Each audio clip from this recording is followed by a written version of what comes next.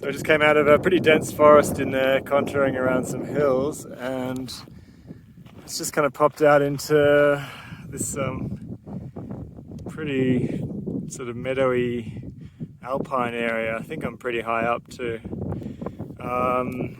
I was going to stop back there where I swam, where the time lapse was.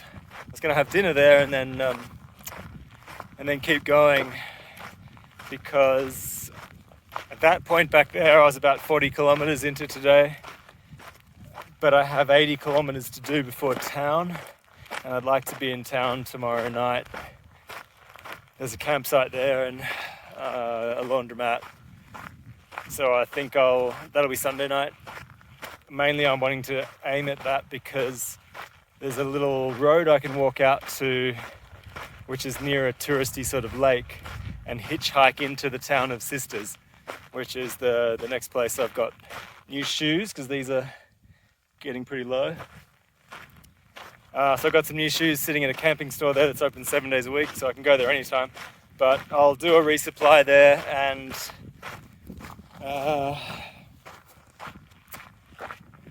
buy my groceries, all that sort of stuff, grab my shoes, and probably leave on Monday. I'll just spend one night there.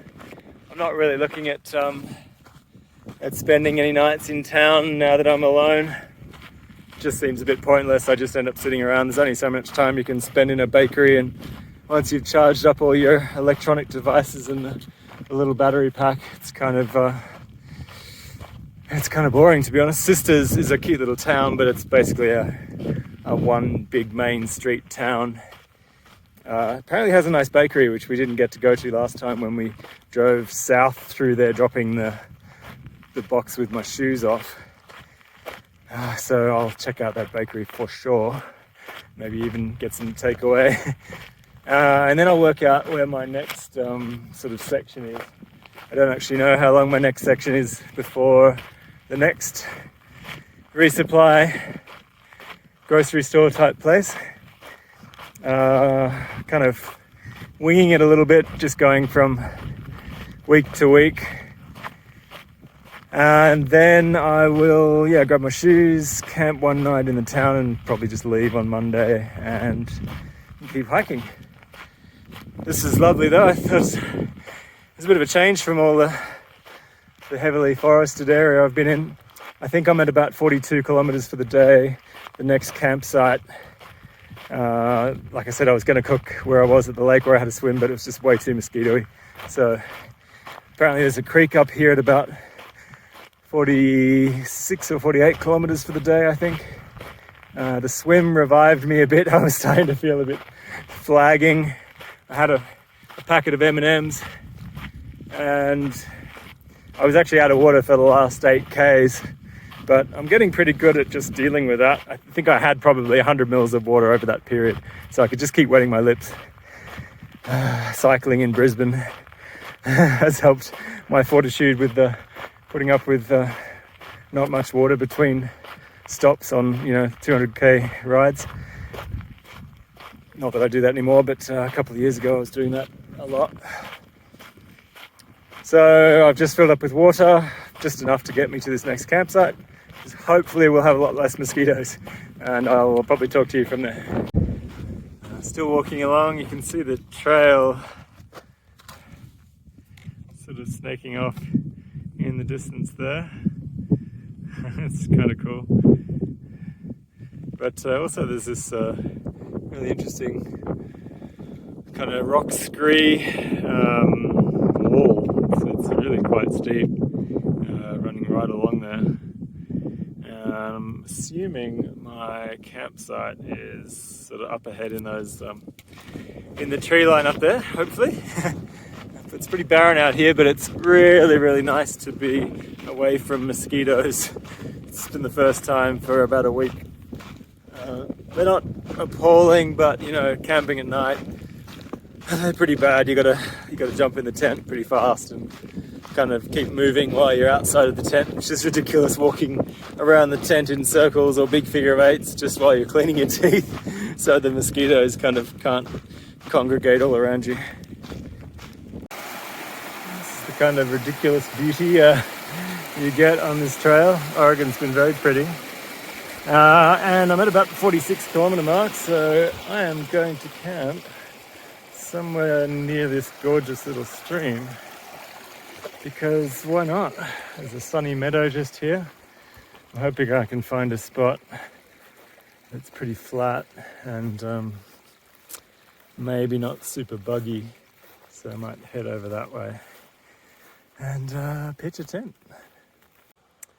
So I am just showing you these beautiful little purple flowers in this just gorgeous little serpentine sort of creek, and the waterfall I just filmed up before is just there. Waiting for the camera to refocus, sorry.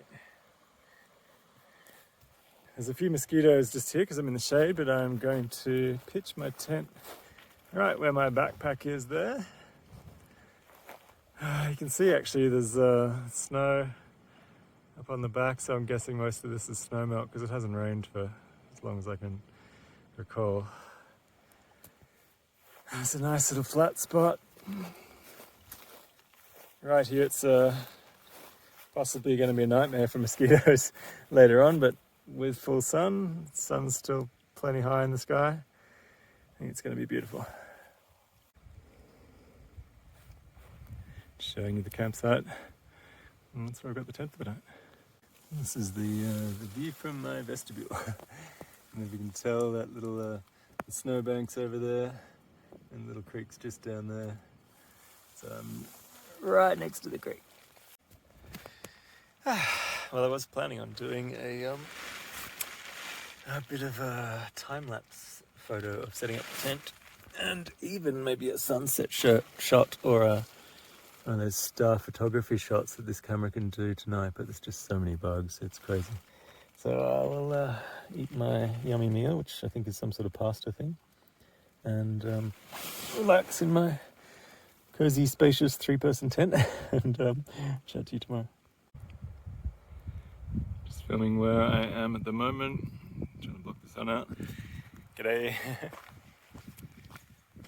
So, last night was very nice, very pretty. As expected, camping immediately next to water in a meadow. It was a bit condensation-y inside the tent. Not as bad as I thought. So I spent probably about 20 minutes just drying it out in the sun. Once the sun finally got onto the meadow, I had to move the tent to a sunny spot. But that's fine. It's very pretty where I am today. It's a little bit more open and a lot more meadowy. So I'll show you this while I'm chatting. So my plan was to go down into the town of Sisters today. There is like an early exit to get out to it. Might end up being a lot of road walking to get to a main road that I can hitch from, or I might get really lucky and be able to hitch from the little touristy part because it's a Sunday. That was sort of my hope, to get there around, mid to late afternoon. I think it's around 9:30 this morning, maybe 10 o'clock. And I have about 35 Ks to do. I did, I think, 44 or 46 yesterday. I've been doing close to 40 or just over every day, so I guess averaging 40. Which has led me to a bit of a problem. My app I do the tracking on, it's called Far Out. It's basically a really specific hiking, but very much about the PCT sort of app that has a lot of crowdsourcing type information on it, and that had been updated. So the fire closures, well, the fire area that I skipped around in California was seemingly open to hikers. It was just really terrible to hike through, literally just burnt out. It's just on fire while I was behind it, so that's why I got off trail to go around it. And there's a fire closure ahead of me.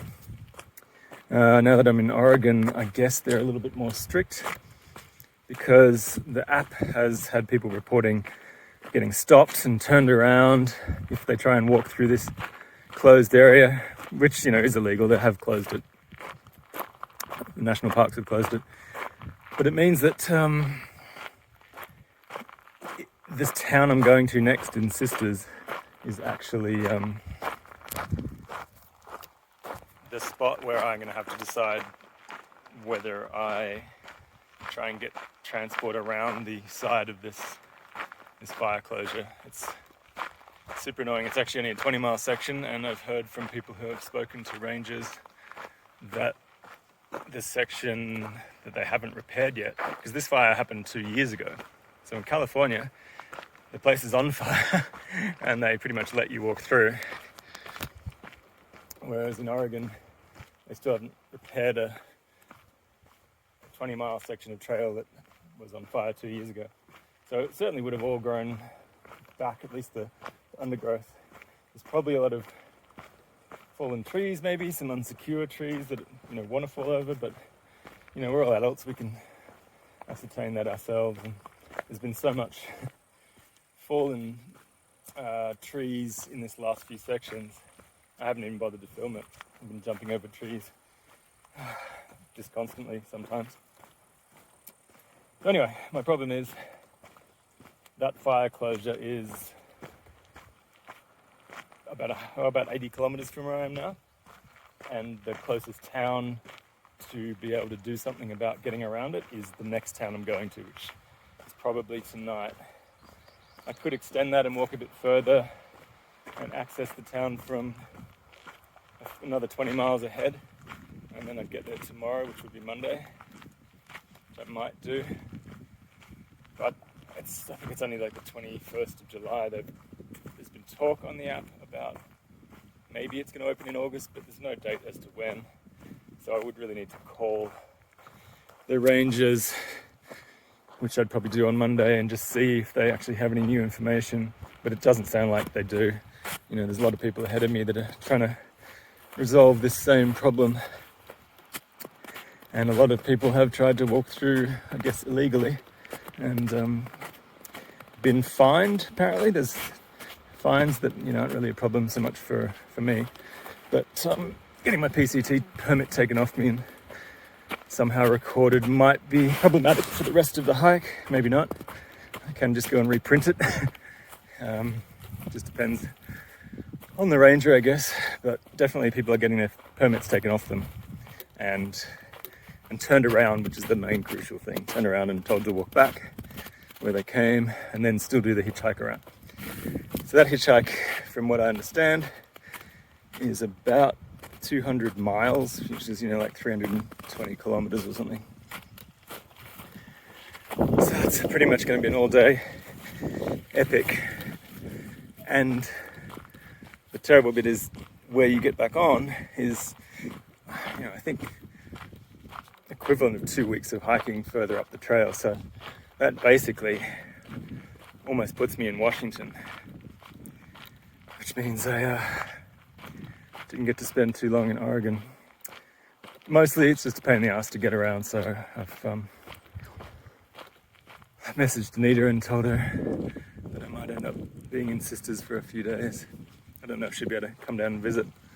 She doesn't have a car, of course, but she suggested she might be able to help me get around the trail closure, but I don't really want to ask her to do that. That's a lot of driving for her for no real reason.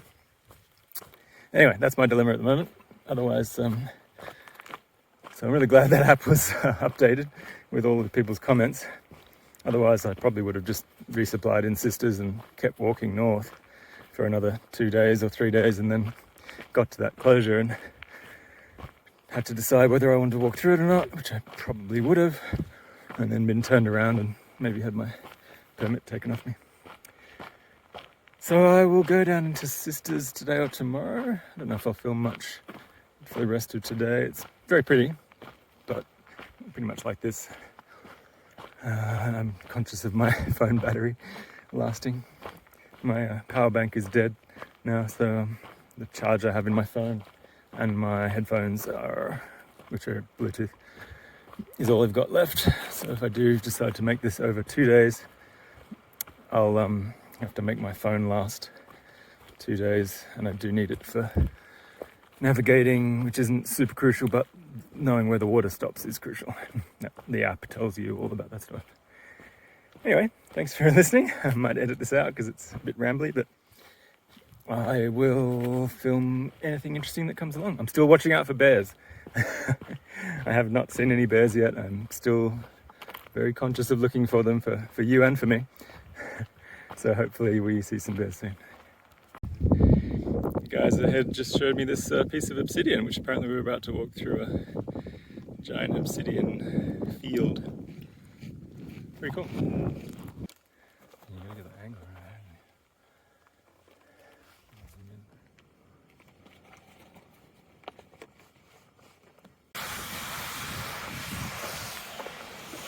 right. Oh, lots of people up here. I see there's some sort of lake.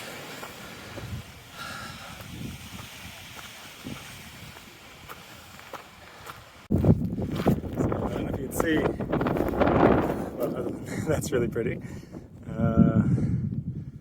But all this black sparkly obsidian going through basically an obsidian field, I guess. It's very cool. Anita would love this, the black and the sparkliness of it. It's been a fair bit of snow crossing today. Nothing sketchy at all, just there's lots of long patches of snow. I've been chatting to a couple of guys about how Washington will be. So I've got some tips on what to look out for. And maybe I will need to bring my ice axe. But probably not my spikes, weirdly. I haven't used either yet. But apparently there's some pretty exposed traverses, I guess, of of hillsides, but with no trees to stop you if you were to slide. So while the snow might be like this, it's slushy enough. I don't know if you can hear my feet sliding every now and again.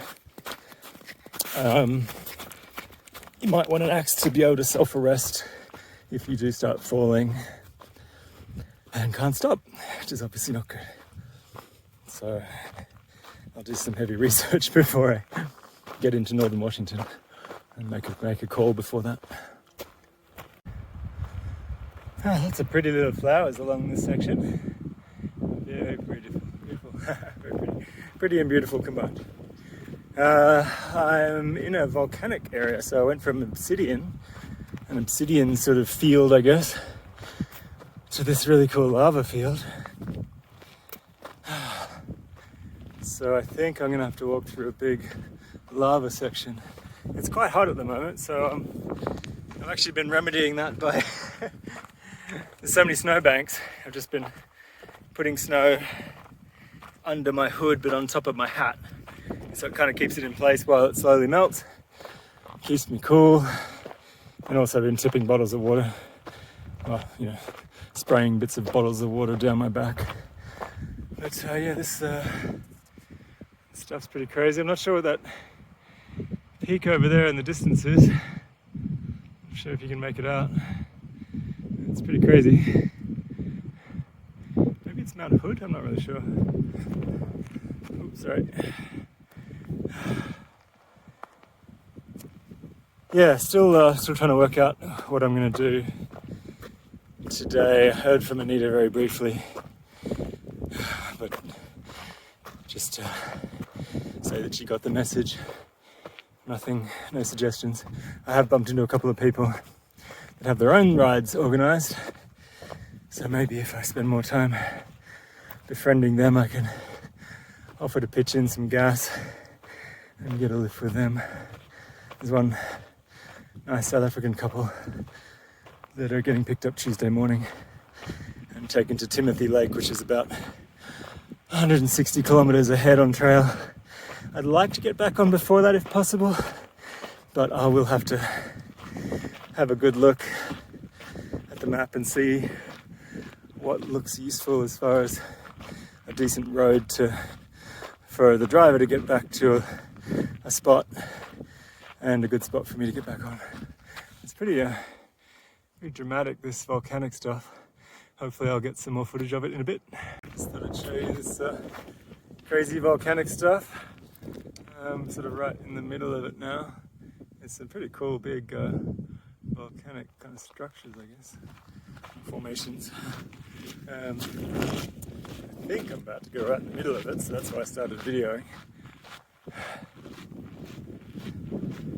Yep, trail looks like it's going to go right through the middle, so I'll keep filming for a bit because it looks pretty cool. This is where I'm glad I'm changing my shoes tomorrow, because apparently this stuff is just going to tear through them. Probably not as badly as when we went to Moab. I was hiking that Slick Rock Trail and doing a little bit of a trail run there, just on the downhill, because you're gripping so well. It's just abrading all of the lugs off my shoes, so that was a bit of a shame because those shoes weren't that old. These ones though are pretty past their prime. It's a shame though because the top of them is totally fine. It's one of those, it's the new Flyknit Hoka Speedgoat 5, in case you want to check them out. I had the 5 wide, that green pair I had on one of those new shoe day videos, or green and yellow, but they seem to stretch disproportionately to the time I wore them, which was about a week.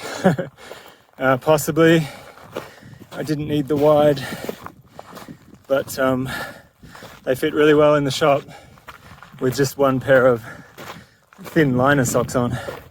And by the time I'd had a week in them on the trail, I could put 3 socks on and still not really get them tight enough. So I do think it was an issue with the fabric.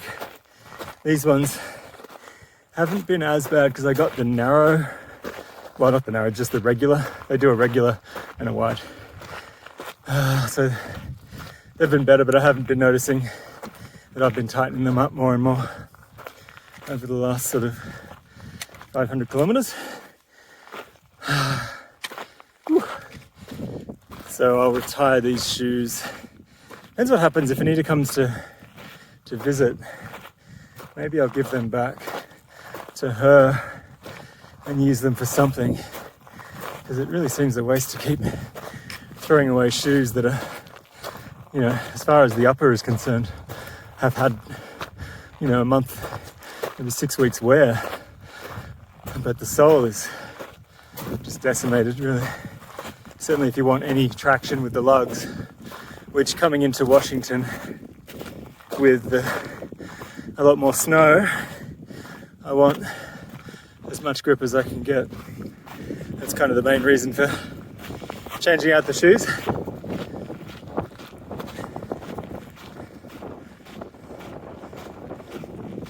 Just going to zoom in a bit. Very dramatic scenery. There's a huge peak over there. Not sure what that one is, but I'm not going near it. Which is good. It looks like it's just made of volcanic rock and loose, slippery stuff. Like I said, lots of snow around today, but all very safe. A little bit slippery here and there, but I've got poles and left the baskets on. I had to Luco tape the baskets on, because once the poles get to a certain degree of wear, the threads just, it's a really bad design. The threads essentially wear off as you stick the poles into the ground for a few weeks, and then you can't screw your baskets on when you get to the snow. So Costa McGear, if you're listening, maybe have a think about that.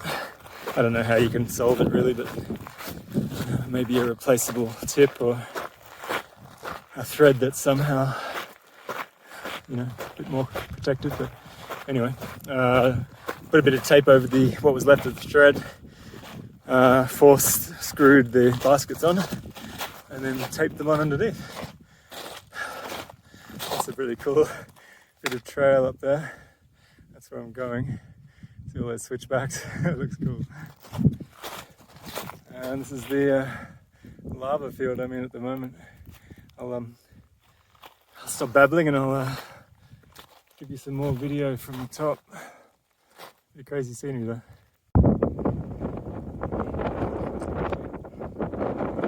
I just climbed up one of these switchbacks from the snow pile you see down there. Right down there. It's very slippery going. really loose scoria trying to sort of stuff.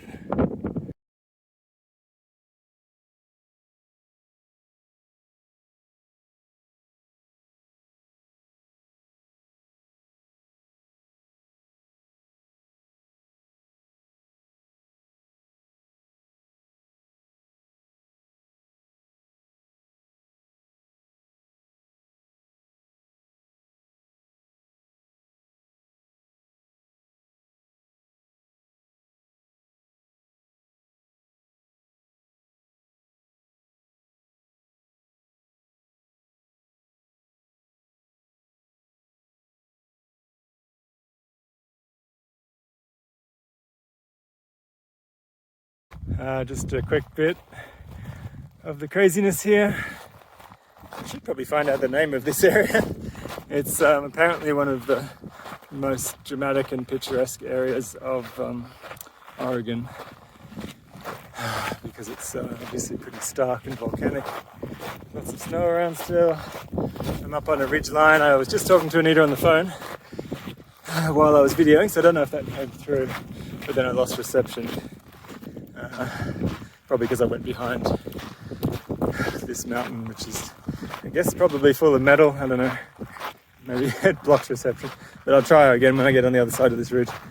Usually when you have a big view on this hike, you have reception because somewhere in the distance there's a town and you've kind of got line of sight with a, a tower somewhere.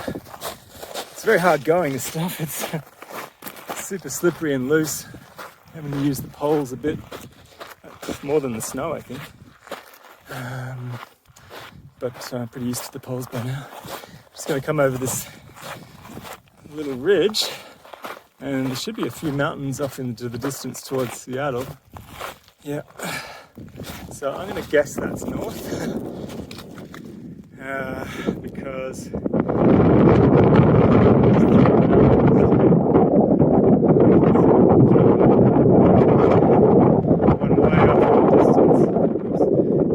is Mount Hood or Rainier. I think the one on the right is Rainier. Maybe even the one you can probably not see maybe to the right of that. It's a pretty crazy looking mountain range, and I believe I'm walking basically along that way.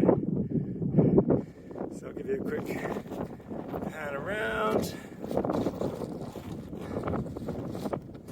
So my trail goes down here and back along there, back over towards those big mountains. This is the scenery today. There's a lot of work hiking up that ridge. Looks like this just drops off here. Towards that forest, hopefully, because I'm almost out of water.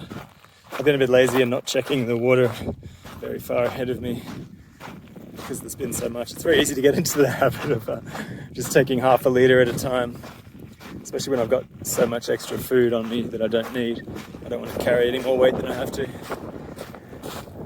Yeah, I'm heading off into the forest over there, that looks of it. So I'll chat to you in a bit. This is such a ridiculously beautiful little field full of flowers.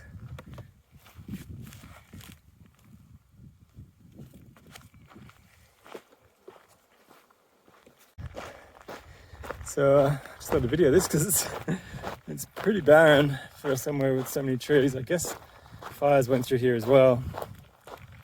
And this is what it looks like maybe when it doesn't burn down the trees, but kills them. I'm not sure how that really happens. There's fire damage to the base of a lot of them, so I guess it is just fire. And maybe the bark that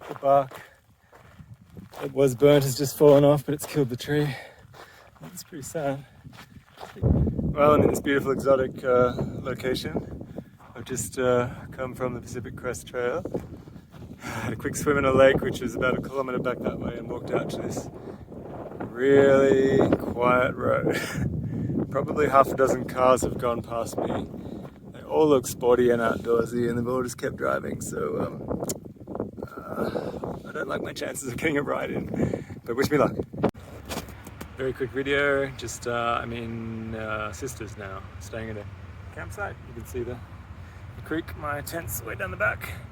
I'm just going to post this video really quickly and then try and get hitching out of town, annoyingly, to